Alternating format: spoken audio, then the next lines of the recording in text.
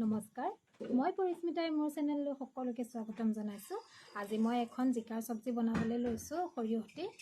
ভাবিলোঁ ৰেচিপিটো আপোনালোকৰ লগতো শ্বেয়াৰ কৰোঁ। আপোনালোকে কিছুমানে বনাই খাবও পাৰে আৰু যিবিলাকে আজিলৈকে বনোৱা নাই আপোনালোকে ট্ৰাই কৰি চাব পাৰে। খাবলৈ বহুত টেষ্টি হয়। ভাবিলোঁ আপোনালোকেও চাই ভাল পাব, সেইটো কাৰণে ভিডিঅ' এটা বনাই দিছোঁ। যদি ভিডিঅ'টো ভাল পায় লাইক কমেণ্ট কৰিব দেই। আহক এতিয়া ভিডিঅ'টো আৰম্ভ কৰোঁ। জিকাৰ চব্জি বনাবলৈ মই 2টা জিকা লৈছোঁ, এটা আলু লৈছোঁ আৰু এটা আলু মই বইল কৰি লৈছোঁ। এইখিনি সৰিয়হ পিচি লৈছোঁ। বিলাহী এটা কাটি ল'লোঁ, কেইফুটামান নহৰু, শুকান জলকীয়া 2টা, তেজপাত আৰু পিঁয়াজ আৰু জলকীয়া দিম আৰু কেঁচা জলকীয়াও দিম আৰু ধনিয়া গুড়ি দিম, ৰেড চিলি, জিৰা গুড়ি।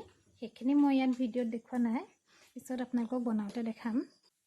তেল গৰম হ'লত নহৰুখিনি দি দিলোঁ, কাটি থোৱা পিঁয়াজখিনিও দি দিলোঁ, শুকান জলকীয়া আৰু তেজপাত দি পেলাই কাটি থোৱা বিলাহীখিনি দি দিলোঁ। তাৰপিছতে অলপ সময় ভালদৰে ভাজিলোঁ। অলপ ৰঙচুৱা হ'লত নিমখ হালধি সোৱাদ অনুসাৰে দিলোঁ, ৰেড চিলি, জিৰা গুড়ি, ধনিয়া গুড়ি, গৰম মছলা অলপ দি দিলোঁ আৰু কেঁচা জলকীয়াও দিছোঁ। আমি অলপ জ্বলা বেছি খাওঁ বাবে বেছিকৈ দিছোঁ, আপোনালোকে আপোনালোকৰ পচন্দ অনুসৰি দিব পাৰে। তাৰপিছতে মই কাটি থোৱা জিকা আলুখিনি দি পেলাই অলপ সময় ভালদৰে ভাজিলোঁ।